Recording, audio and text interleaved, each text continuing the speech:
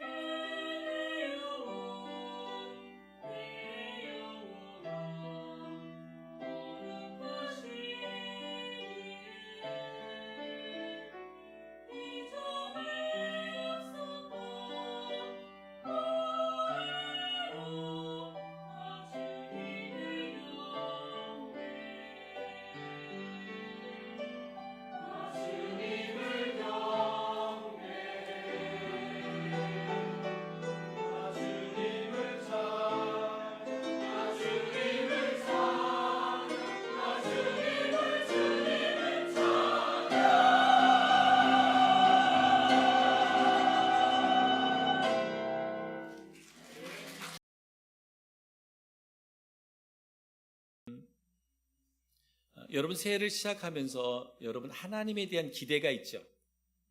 하나님이 좀 뭔가 이렇게 또 나에게 해줬으면 좋겠다 하는 기대가 늘 또 소망이 우리 성도들 가운데 다 있으리라고 믿습니다.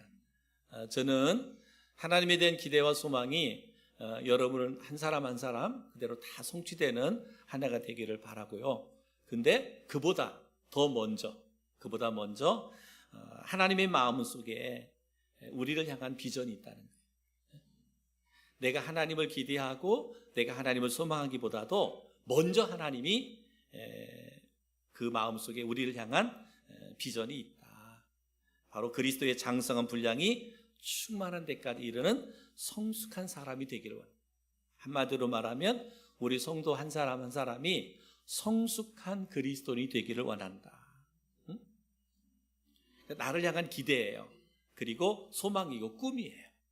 우리 성도 한 사람 한 사람 아들의 생명값으로 구원받은 우리들이 성숙한 그리스도인이 되는 것, 이것이 하나님의 기대고 하나님의 소망이고 그리고 하나님의 꿈이다.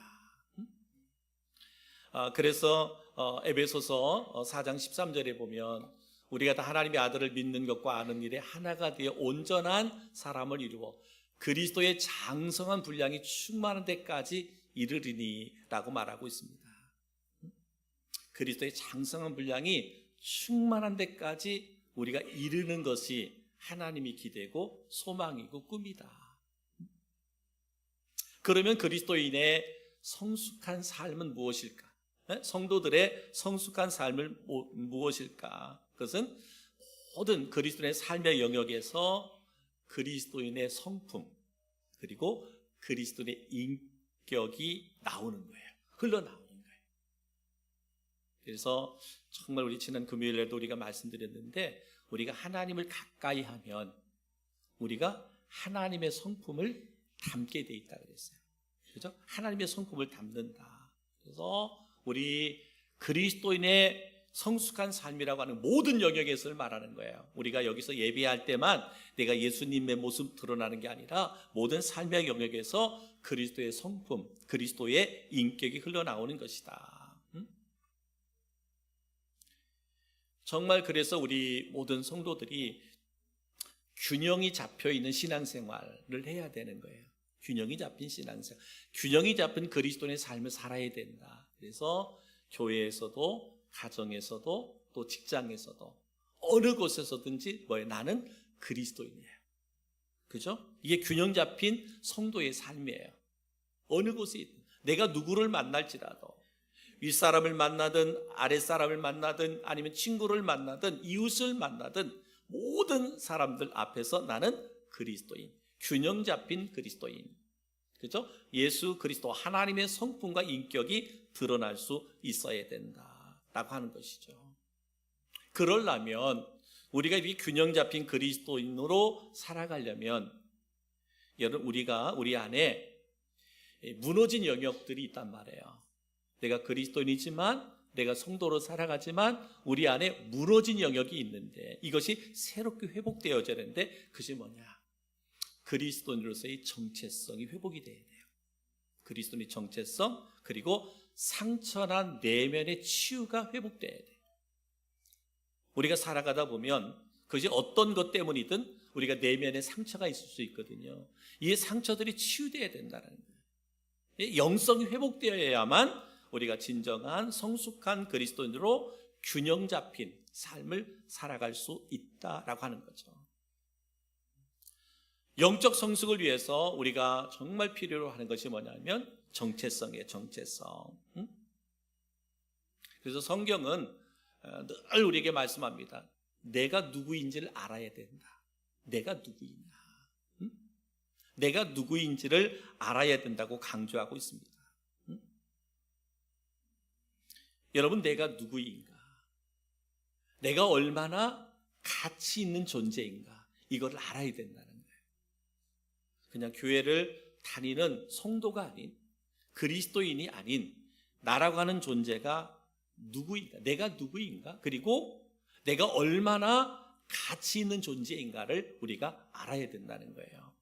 그래서 20세기의 천재적인 그 심리학자 베런 울프라고 하는 사람이 이런 말을 했습니다. 행복한 삶을 살아가기 위한 첫 번째 필요 조건이 있어요. 우리가 행복한 삶을 살아가는데 첫 번째 필요 조건이 뭐냐면 분명한 자기 이해라고 했어요. 분명한 자기 이해. 여러분, 우리가 행복한 삶을 살려고 하면 첫 번째로 필요한 게 뭐냐? 나아가 자기를 이해해야 된다. 자기 이해가 있어야만 된다라고 말하고 있습니다. 자기 이해라고 하는 것은 뭐냐면 내가 누구인가를 바로 알아야 돼요. 그러니까 내가 누구인가를 바로 알지 못하면 그 사람은 행복할 수가 없다라는 거예요. 그것이 그리스도인이든 육의 사람이든 마찬가지예요. 행복은 누구나가 다 추구하는 것이기 때문에 똑같습니다. 내가 누구인지를 바로 알아야 우리가 행복할 수 있다라는 거예요. 근데 내가 누구인지도 모르면 행복할 수가 없다라고 하는 거예요. 그래서 우리는 그리스도인으로 이제는 베른 울프라고 하는 사람은 그냥 심리학자로서 행복한 삶을 살기 위해 첫 번째 조건이 내가 누구인가를 이해해야 한다 그랬는데 알아야 된다 그랬는데 우리 성도들, 우리 그리스도인들은 그럼 어떻게 할까? 오늘 본문의 말씀 에베소서를 기록한 사도 바울은 분명한 자기 이해가 있었어요. 내가 누구인지. 사도 바울은 내가 누구인지를 분명히 알았습니다. 그래서 오늘 말씀에도 보면 1절에도 보면 뭐라고 표현했느냐? 하나님의 뜻으로 말미암아 그리스도 예수의 사도, 이렇게 말합니다. 하나님의 뜻으로 말미암아 그리스도 예수의 사도된 바울. 그러니까 뭐예요? 자기 정체성이 분명했어요. 나는 누구인가? 사도 바울, 나는 누구인가? 그러니까 보다 더 넓은 의미에서는 우리 자기의 정체성을 뭐라고 표현할 수 있냐면 나는 그리스도인이다 라고 하는 정체성이에요. 나는 그리스도인이다. 그러니까 우리가 신앙생활하며 그리스도로 살아가면서 우리가 진정 정체성, 나는 누구이냐? 나는 누구이냐? 나는 그리스도인. 나는 그리스도인이다 라고 하는 정체성이 분명해야 된다라는 거예요. 내가 누구인가? 그것이 뭐예요? 나의 가치를 인정하는 거예요. 내가 그리스도인입니다. 여러분이 그리스도인인 것, 이것이 자랑스럽습니까? 예? 아멘이에요? 그러면 한 번 더 물어볼게요. 여러분, 믿지 않는 세상의 친구들과 지금 만났어요. 믿지 않는 세상의 친구들. 근데 그들이 나보다 더 잘 나가. 멋있어. 세상의 기준으로는 훌륭해. 그들과의 만남에서 나는 자랑스러운 그리스도인입니까? 아멘? 감사해요. 그죠? 우리 이런 성도들인데 얼마나 감사해요. 어디 가든지 여러분이 고백했죠. 내가 누구를 만날지라도 나는 거기서 자랑스러운 그리스도인이다. 이렇게 자부할 수 있다면 이거는 정체성이에요. 이게 정체성.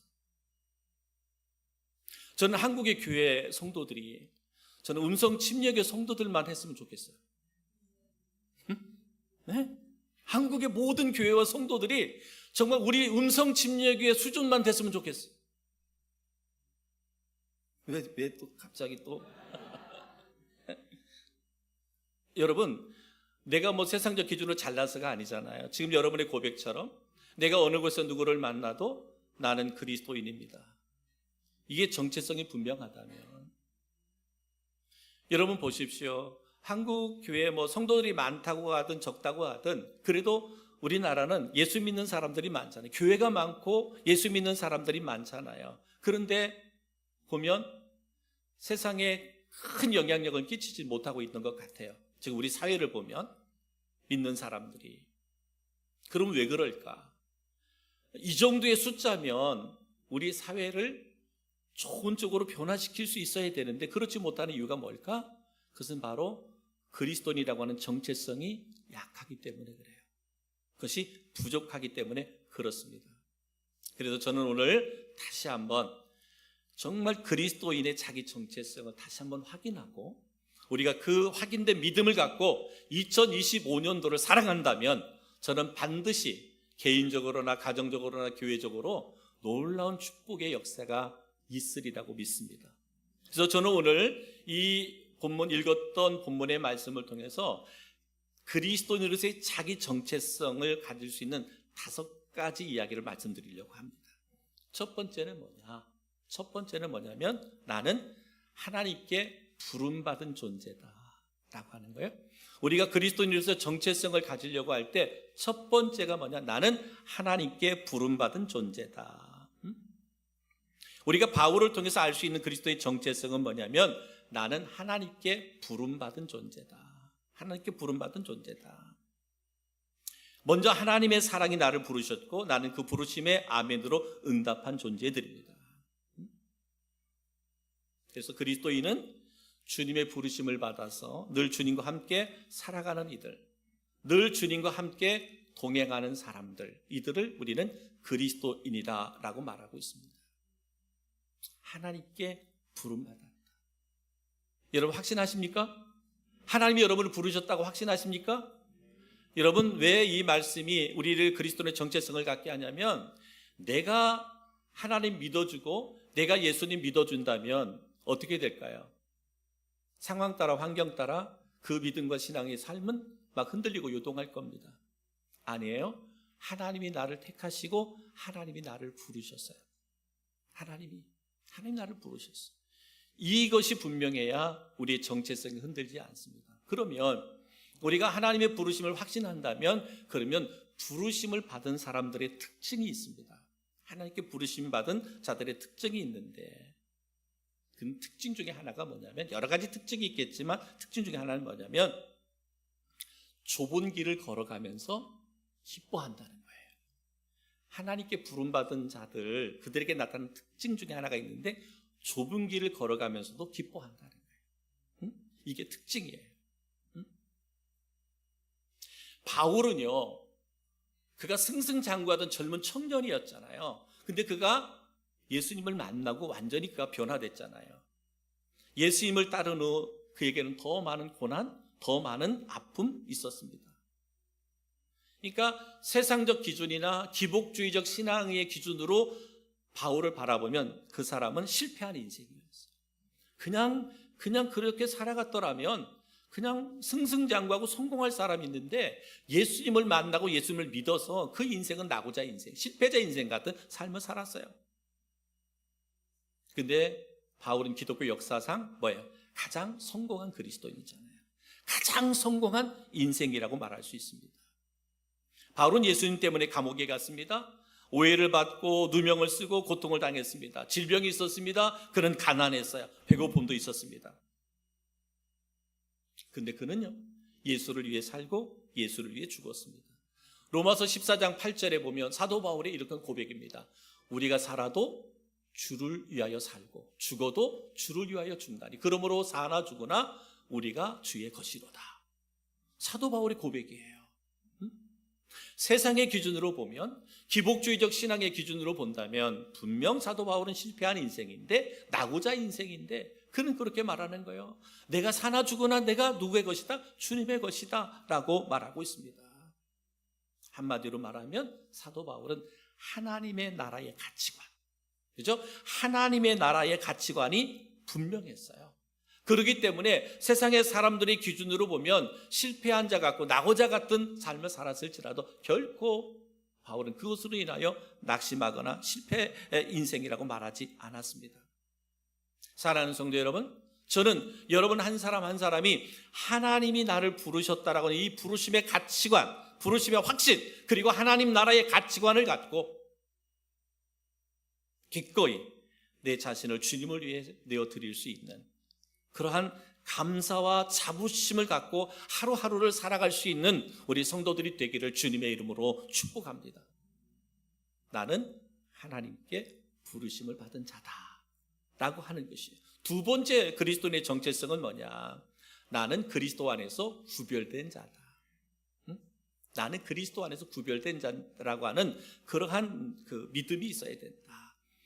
오늘 에베소서 1장 1절에 그리스도 예수 안에 신실한 자들에게 편지하노니 그래서 그리스도 예수 안에 신실한 자들에게 편지한다 그랬습니다.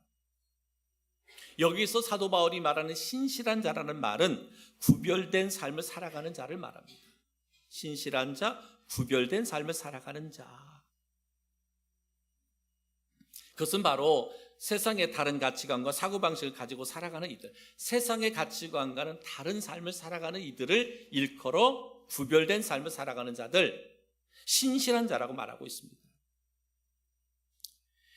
도서출판 대장간을 세운 박희상이라는 사람이 거꾸로 사는 삶이라는 책을 썼거든요. 거기서 이렇게 말합니다. 그리스도인의 정체성과 이를 왜곡하고 있는 현대 교회의 모습에 대해서 말씀하고 있어요. 그리스도의 정체성이 뭔가, 그리고 현대 교회의 모습을 이렇게 지적했습니다. 보면 초대교회 시절 그리스도인이란 호칭은 본받을 만한 호칭이 아니라 세상 가치관에서 볼 때는 오히려 이상한 사람, 낯선 사람, 왕따 당하는 사람을 지칭할 때 사용하였습니다. 그러니까 초대교회 때, 초대교회 시절에 그리스도인이라는 호칭은 본받을 만한 그런 사람에게 붙여주는 호칭이 아니었다. 세상적 가치관으로 보면 이상한 사람들이에요. 그 당시에 그리스도인들은 말씀대로 살아가는 사람들은 이상한 사람, 낯선 사람, 왕따 당하는 사람들이었습니다. 그들에게는 본받을 만한 구경거리가 아니라 저런 사람 되지 말라 의미에서 구경거리가 된 사람들이었어요. 그러니까 그리스도인들을 바라보면서 너 저런 사람같이 되면 안 돼. 자식들에게도 그리스도를 바라보면서 너 저런 사람같이 되면 안 돼. 그런 구경거리였어요. 그리스도인이라고 할 때. 초대교회 그리스도인들은 세상의 가치 기준으로 볼 때는 자녀들에게나 사람들에게 너 저런 사람같이 되면 안 돼. 여러분, 우리들도 이 땅에서 살아갈 때 때로는 악을 행하거나 불법을 행하거나 불의를 행하는 사람들 보면 우리 자녀들에게 때로 너 저런 사람같이 되면 안 돼. 그런 얘기 할 수 있잖아요. 그러니까 초대교회 때 그리스도를 향하여 세상의 가치관과 기준을 가진 사람들 그렇게 얘기했어요. 저런 사람같이 되면 안 돼. 이렇게 얘기했어요. 그런데 오늘날 그리스도인들과 교회는 이상한 사람, 낯선 사람이라는 의미에서 구경거리가 아니라 사람들로부터 인정받고 사람들로부터 부러움의 대상이 되는 의미에서 구경거리가 되고자 안간힘을 쓰고 있다.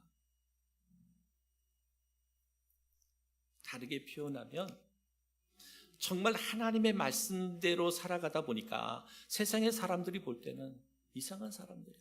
저 사람들 이상해. 그렇게 보는 구경거리가 아닌 현대 교회와 성도들은 내가 다른 사람보다 더 하나님의 축복을 받고 성공해서 다른 사람들로부터 교회가 성도가 그렇다. 이것들로 나 자신을 드러내고자 하는 그러한 이들이 많은 현대 교회와 성도들이다라고 말합니다. 이 책에서 말씀하고 있는 이 말씀을 여러분 조금 이해가 되시나요? 제대로 이게 그죠? 한마디로 말하면 더 쉽게 한번 설명해 볼게요. 초대교회 성도들은 하나님의 말씀대로 살다가 보니까 세상적 기준으로 보니까 정말 이상해요. 왜 저렇게 살아? 왜 저렇게 살아? 한번 그런 예를 한번 들어볼까요? 자기의 이익을 챙기기도 바쁜 세상 속에서 이웃의 이익을 걱정하고 양보하는 이들이 초대교회 성도들, 성경에서 말하고 있는 그리스도인들. 내 것을 챙기기에도 바쁜데 내 것 챙기기보다는 다른 사람의 것, 내 이웃의 것을 먼저 챙기려고 애쓰는 사람들, 이들이 초대교회 그리스도인이었거든요. 성경에서 말하는 그리스도인이에요. 이해가 안 되잖아요. 세상의 가치와 기준으로 보면 이해가 안 되잖아요. 여가 활동하기도 바쁜 주말에 하나님께 예배하고자 온전히 하루를 사용하는 이들, 그래서 참으로 똑똑하지도 못하고 바보 같다고 놀림받는 이들. 지금 여러분들이 바보 같은 이들이잖아요. 그렇잖아요, 여러분. 이 주말, 첫 주, 너 가족들을 만나든 뭐 친구들을 만나든 좀 여행도 좀 가고 그래야 되는데 그렇지 못하고, 그런 마음이 있어도 그렇지 못하고 나에게 맡겨진 일들, 하나님께서 베푸신 은혜를 기억하면서 모든 것을 내어드리잖아요. 이걸 세상의 사람들이 1년이 52주인데 한 주 정도야 뭐 어떠냐. 넌 집에서도 청소 안 하는 사람이 왜 토요일날 교회 청소한다고 가냐? 집에서 밥 하자고 하면 신랑이 맛있는 것 좀 해먹자 그러면 힘들어 죽겠다고 나가서 사 먹자고. 그런데 매 어떻게 주일날 그냥 막 100명 이상 밥 하는데 네 자신을 드리고, 너 바보 아니야? 너 제정신 아니지? 여기 바보들이 앉아 있는 거예요, 지금. 세상의 가치와 기준으로 보면 여러분은 바보예요. 아니에요? 바보 아니야? 세상의 가치와 기준으로 보면 그 놀림이 너무나 기쁘고 나의 상급이라 믿는 이들이 바로 그리스도입니다. 그래, 니들이 나를 비웃든 나를 비난하든 조롱하든, 너 교회 다니는데, 너 그렇게 가서 기도하는데, 그렇게 너 인생은 왜 이렇게 꼬이냐? 왜 잘 되는 게 하나도 없냐? 그래서 비아냥거리고 조롱하고 멸시해도 그래도 그런 소리 들어도 기쁘고 이것이 다 하나님의 상급이다 라고 하는 믿음으로 살아가는 이들이 누구다? 바로 그리스도인이다. 바보 그리스도인. 저는 초대교회 성도들이 세상 사람들이 바보라고 이야기했던 것처럼 어쩌면 세상의 사람들이 우리를 향하여 바보라고 이야기한다 해도 그래 괜찮아? 여러분이 나를 바보 그리스도로 부른다고 해도 나는 괜찮아. 왜? 말씀드렸잖아요. 여러분, 우리는 그리스도 안에서 구별된 자들, 신실하게 구별된 자들이라 그렇게 말씀하고 있잖아요. 이게 그리스도의 정체성이에요. 사랑하는 성도 여러분, 저는 여러분들의 이러한 그리스도의 정체성이 분명하기를 주님의 이름으로 축복합니다. 세 번째 그리스도의 정체성은 뭐냐? 바로 예수를 쫓는 자들이라는 거예요. 예수를 쫓는 자, 예수를 따르는 자들이라는 거죠. 오늘날 많은 사람들이 믿음의 대상에게 지배를 받습니다. 내가 믿는 것, 내가 좋아하는 것에 지배를 받습니다. 그래서 뭐예요? 술에 지배를 당하는 사람은 술에 끌려다니고요. 쾌락에 지배를 당하는 사람은 쾌락에 끌려다니고요. 물질에 지배를 당하는 사람은 물질에 끌려다니고요. 권력과 명예에 지배를 당하는 사람들은 권력과 명예에 끌려다닙니다. 다.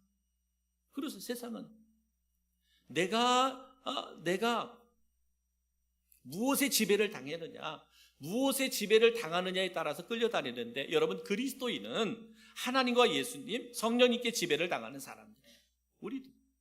우리도 지배를 당하는 사람들이 누구에게? 하나님께, 예수 그리스도에게, 성령님께 지배를 당하는. 그렇기 때문에 우리는 그분께 끌려다니는 거예요. 그분의 인도하심. 그래서 바울이 쫓는이라고 하는 단어는 바로 그와 같은 거예요.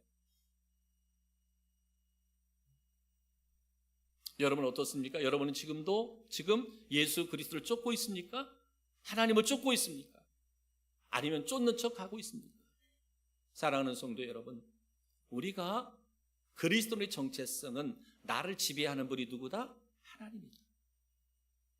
쉽게 말하면 나의 주인이 하나님이다. 그분이 나를 이끄신다. 그분이 나를 인도하신다. 그렇기 때문에 나는 그분을 쫓아가는 거예요. 이게 그리스도의 세 번째 정체성이에요. 성도 여러분, 우리가 신앙생활할 때 내가 주인 되어 살아가면 안 됩니다. 내가 주인 아닙니다. 예수 그리스도를 믿는 순간 내 삶의 주인은 누구다? 하나님이다. 주님이 나의 주인이세요. 그분이 나를 지배하는 거예요. 그분이 나를 통치하는 거예요. 그분이 나를 다스리는 거예요. 우리는 그분을 쫓아가는 삶을 살아야 된다라고 말하고 있습니다. 이런 은혜가, 이런 축복이 전 우리들에게 있기를 주의 이름으로 축복합니다. 네 번째 그리스도의 정체성은 뭐냐? 바로 구원을 전하는 자라는 거예요. 구원을 전하는 자. 바울은 에베소 교회 성도들에게 은혜와 평강의 임재를 기원하고 있습니다. 그 에베소 교회 성도들에게 하나님의 은혜와 평강이 너희께 임하기를 소망하고 있습니다. 바울은 이처럼 자신의 배려심과 사랑을 근거로 한 축복이 아닌 하나님으로부터 내려오는 하늘의 복을 기원하고 있어요. 하늘의 복을 기원합니다. 그것은 바로 뭐냐? 구원을 전하는 자라는 거예요. 은혜와 평강은 뭐예요? 구원받은 자만이 누릴 수 있는 특권이거든요. 그래서 은혜와 평강이 너에게 있을지어다 라고 말하잖아요. 3절에 은혜와 평강이 너에게 있을지어다 이렇게 말씀하고 있는데, 이 은혜와 평강은 누구에게? 구원받은 자들에게만 임하는 특권이다. 그러니까 구원받은 자들만이 전할 수 있는 구원의 열매다 라고 말합니다. 그러니까 그리스도인의 정체성 중에 하나가 뭐예요? 구원을 전하는, 구원의 열매를 전하는 자, 하나님의 은혜와 평강을 전할 수 있는 자가 되어야 된다. 그러니까 항상 우리가 그리스도의 정체성으로서의 분명한 것은, 우리는 내가 받은 은혜, 내가 받은 구원의 감격, 그 감동을 전하는 자다. 항상 이 정체성이 있어야 돼요. 내가 받은 은혜, 내가 받은 축복을 뭐 한다? 나누어 줄 수 있는, 전해줄 수 있는 자가 되어야 되는 거예요. 그 말은 나라고 하는 존재가 얼마나 소중하고 가치 있는 존재인가를 알아야만 그 누군가에게 전할 수 있는 거예요. 가치, 나의 소중한 가치, 구원의 가치, 은혜와 평강의 가치를 아는 사람만이 전할 수 있는 거잖아요. 그러니까 그리스도인의 정체성 중에 하나가 바로 이와 같아요. 구원의 은혜가, 구원의 감격이, 감동이 내 안에 있어야 전할 수 있다. 전할 수 있다라는 거예요. 사랑하는 성도 여러분, 저는 여러분 한 사람 한 사람이 그 복음의 증인이 될 수 있도록 예수의 복음을 전하는 그런 구원의 그 정체성이 분명한 우리 성도들이 되기를 주님의 이름으로 축복합니다. 마지막 5번째를 보니까 그리스도의 정체성이 뭐냐면 신령한 복을 받은 자라 그랬어요. 신령한 복을 받은 자라고 말씀하고 있습니다. 신령한 복을 받은 자다라고 오늘 성경은 우리에게 말씀하고 있습니다. 3절에 보니까 하늘에 속한 모든 신령한 복을 우리에게 주시되 이렇게 말씀했습니다. 여러분, 우리 그리스도인들은 예수님을 만난 후에 천국의 삶을 경험하고 누리며 살아갈 수 있습니다. 사도 바울은 이 신령한 복이 우리에게 이미 주어졌다라고 이렇게 말씀했어요. 신령한 복이 우리에게 주어졌다. 이 신령한 복을 사도 바울은 무엇으로 표현하고 있냐면 사랑의 충만함을 말하고 있습니다. 하나님의 사랑이 내 안에 충만한 것을 신령한 복이다라고 말합니다. 그러니까 여러분, 이미 우리는 하나님으로부터 이 신령한 복을 받았어요. 사랑의 충만함을 받은 사람들이라는 거예요. 하나님의 사랑을 받은 사람. 그러니까 더 중요한 것은 뭐냐면 그 사랑을 받은 자로의 삶을 우리가 누릴 수 있어야 된다. 예수 믿는 사람, 예수를 믿음으로 우리는 하나님의 자녀, 영생을 얻고 하나님의 자녀가 되었고 천국의 백성이 되었습니다. 근데 중요한 것은 뭐예요? 이 땅에서 하나님의 나라를 누릴 수 있어야 된다. 하나님의 사랑을 우리가 누릴 수 있는 자가 되어져야 된다는 거예요. 이게 뭐예요? 그리스도인의 정체성이라는 거예요. 내가 하나님의 사랑을 받은 자다. 하나님의 사랑. 내 안에 하나님의 사랑이 충만한 자. 여러분, 세상에 어떻습니까? 사랑을 받은 자가 사랑을 나눌 수 있잖아요.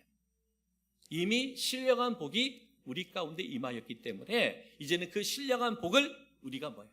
이 땅에서 누리는 자가 돼야 돼요. 이게 그리스도의 정체성이에요. 여러분, 우리가 예수 믿는 것으로 인해서 힘들고 어려움이 있다고 그랬잖아요. 힘들고 어려울 때도, 십자가를 질 때도 우리가 기뻐하는 이유는 뭐예요? 내 안에 하나님의 사랑이 충만하기 때문에 그래요. 여러분 보세요. 내 안에 사랑이 메말라져 있는 사람들은 자그마한 것에 뭐예요? 쉽게 상처를 받을 수 있어요. 왜냐하면 내 안에 사랑이 결핍되어 있기 때문에 그렇습니다. 근데 여러분, 내 안에 사랑으로 충만한 있는 사람, 많은 사람들, 부모나 이웃이나 친구들로부터 사랑을 많이 받은 사람들은, 그래서 내 안에 사랑으로 충만한 사람들은 자그마한 것들로 인해서 상처를 잘 받지 않습니다. 그 사랑이 그 모든 상처될 만한 것들을 뭐예요? 녹여내잖아요. 녹여내는 거예요. 바로 내가 그러한 존재라는 거예요.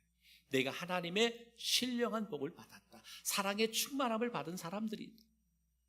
이 정체성이 분명해야만 우리가 성숙한 그리스도인, 자라갈 수 있게 되는 것이에요. 사랑하는 성도 여러분, 우리는 그래서 그리스도인으로서의 정체성이 분명해야 돼요. 그리스도인으로서 나는 누구냐? 내가 누구인가라고 하는 그리스도인의 정체성이 분명할 때 우리는 이 세상에서 승리자가 될 수 있다. 그래서 그리스도의 정체성 5가지 얘기했습니다. 나는 하나님께 부르심을 받은 자다. 나는 그리스도 안에서 구별된 자다. 나는 예수를 쫓는 자다.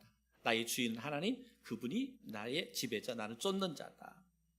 구원의 열매, 복음을 전하는 자. 그리고 나는 신령한 복, 사랑의 충만함을 받은 자이기 때문에 그 충만한 축복을 누리는 자가 되라. 이러한 삶을, 정체성을 가지고 살아갈 때 우리는 성숙한 그리스도인이 될 수 있어요. 성숙한 그리스도인, 하나님의 기대와 꿈을 이루어갈 수 있다. 그리스도의 장성한 분량이 충만한 데까지 우리가 다가갈 수 있다. 그 삶에서 하나님의 성품, 하나님께 인격이 나온다라고 말씀하고 있습니다. 사랑하는 성도 여러분, 성숙한 그리스도의 정체성. 제목으로 보면 대단하잖아요. 그죠? 제목이 대단한 게 아니라 여러분이 대단한 거예요. 그리스도인 여러분이 대단한 거예요. 사랑하는 성도 여러분, 2025년도 내가 누구인가?